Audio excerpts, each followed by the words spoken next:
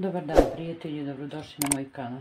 Danas ćemo praviti jedan najjednostavniji rolat koji se stvarno brzo pravi. Rerno odmah uključite na 200 stepeni, nek vam se ugreva. Za par minuta imate jednu fantastičnu poslasticu. Pripremila sam 6 jaja, odvojila sam žumanac i belanac. Prvo ću belanac umutiti penastom. Neću dodavati šećer, šećer ću umutiti sa žumancima. Evo belanac kako izgleda, baš kao šne penasto. Dodat ću 6 žumanaca, 8 kašika šećera i jednu kesicu vanilin šećera. Umutit ću prvo žumanac i šećer. U umućen žumanac ću dodati 2 kašike vrele vode.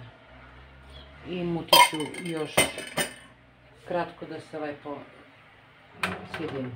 I dodat ću 8 kašika brašna i pola praška za pecivo. Kratko ću da izmutim, samo da se brašno sjedini sa smesom. U umućen žumanac, vidite kako se lepo umutio, ću dodavati po 1 kašiku belanac i samo kratko promešati da masa bude vazdušasta.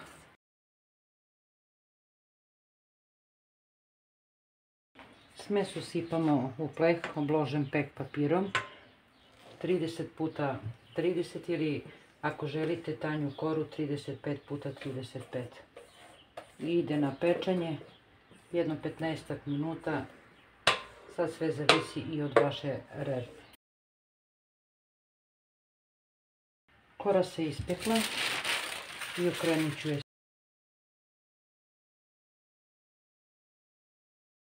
Ovako vruću koru odmah ću da namažem eurokremom.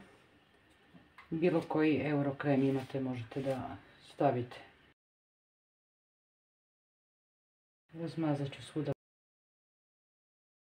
Stavit ću par minuta da biskvitni deo upije krem, pa ću onda da uvijem u rolat. Urolajte koru. Što sitnije možete, zatežite i ostavite da sve to lepo upije i da se stegne.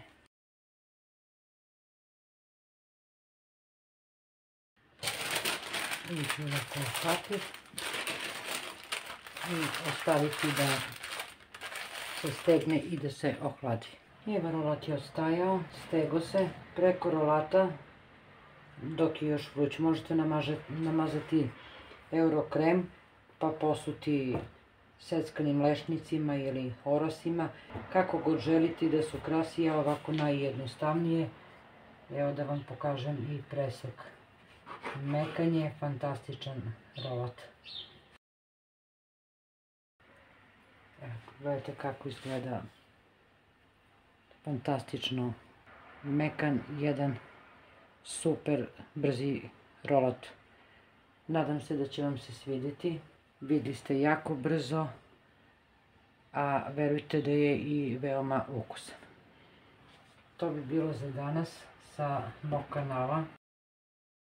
Želim vam svako dobro i prijatno do sljedećeg videa. Veliki pozdrav i da vam se zahvalim što pratite moj kanal i dajte mi podršku.